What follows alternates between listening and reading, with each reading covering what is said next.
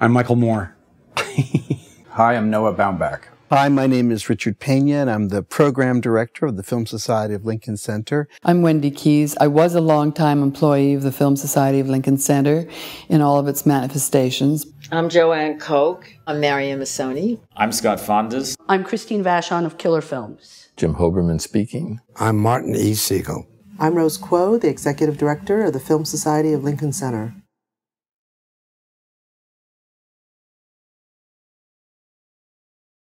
The New York Film Festival is so important because at this point there are so many festivals that people take it for granted. I mean, New York alone the city has dozens of them. There are festivals throughout the country, and it's a good thing. That's a good thing. But it really did all start here in New York at Lincoln Center 50 years ago.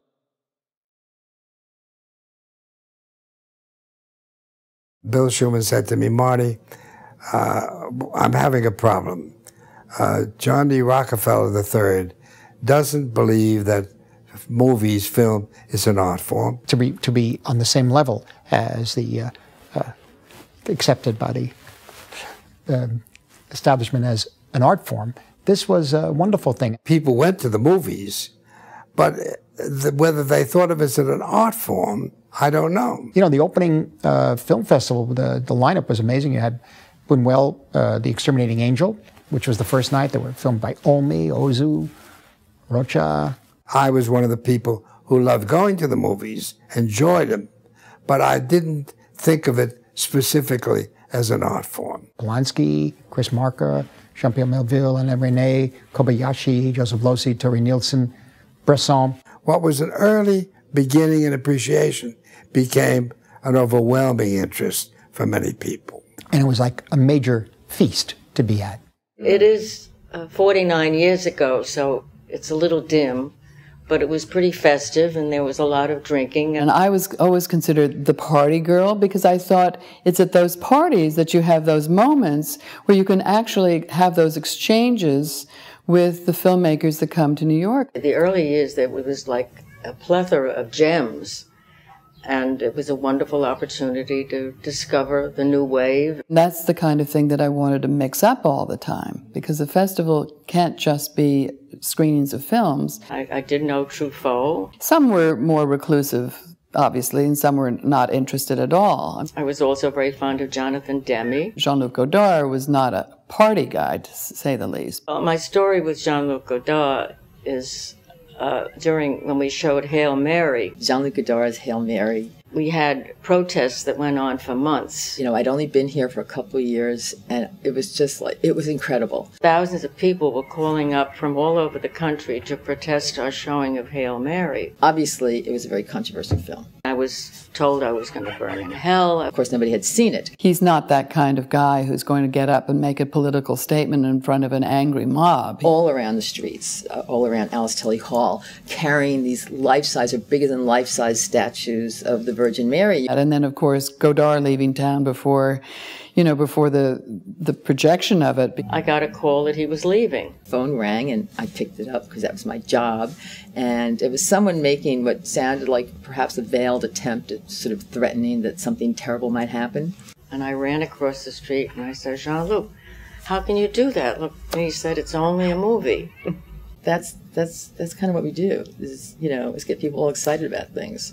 There are so many directors throughout time that, at least my awareness of them really came through the New York Film Festival. Olivier Assayas, I think I probably really kind of connected to seeing his movies in the festival. Ho Xiaoshen. Ho Xiaoshen. For me, I think it was incredibly gratifying last year at the festival to see our audience leap to its feet when the Dardenne brothers came out. Leos Carax, I remember he was just out there for me. Or when Bellatar came out. I mean, these guys were heroes, for this crowd. I'd known Leos Carax, but he gave a great, totally bizarre press conference for Pola X, where he seemingly didn't speak English. For this crowd, these people were Mick Jagger and John Ford and everybody else rolled together. But I know he does speak English, so it was kind of, it was almost like Andy Kaufman-like. My first experience at the New York Film Festival, I think, was probably in 2001, just as a spectator. I invented a non-existent film magazine and wrote to the festival for a press pass. I remember loitering around outside Alice Tully Hall trying to score tickets for sold-out movies. And incredibly, they sent me one. Or having a ticket in the balcony and looking down in the orchestra to see if there was an unclaimed seat, and then sort of scurrying down as the lights were going down to take that seat. And I was able to do this at least twice, maybe a third time, before they suddenly said, oh, well, what happened to your clippings? You know, oh, clippings, you know, what's that? Also having the filmmakers there and the spotlight shining on the box. I still get a charge out of that. I was just pleased to be able to get in and to have this scam work so well. The biggest exciting moment was the presentation of Mean Streets in the middle of the festival in 1973. I had two films on the New York Film Festival the same year, Happiness and Velvet Goldmine. Of course, it was, you know, extremely powerful to be there with my parents. That was really kind of crazy. It was almost like planning two weddings on the same week. It was one of the greatest moments of my life, there's no doubt about it. And the response at the film festival to Happiness was just through the roof. One of the most powerful things I remember attending the New York Film Festival over the years was the premiere of Pulp Fiction. I always tell the story of my mother going out into the hall. Apparently it shocked a guy like 3 rows behind me, because he literally, he was having a heart attack. They went up to her and said, Mrs. Scorsese, what do you think of your son's film? The reception to her, and she said, I just want you to understand one thing. We never heard that word in the house. And somebody starts screaming out, doctor, is there a doctor in the house? I don't know where they picked it up from, must be in the street, and they put that as terrible.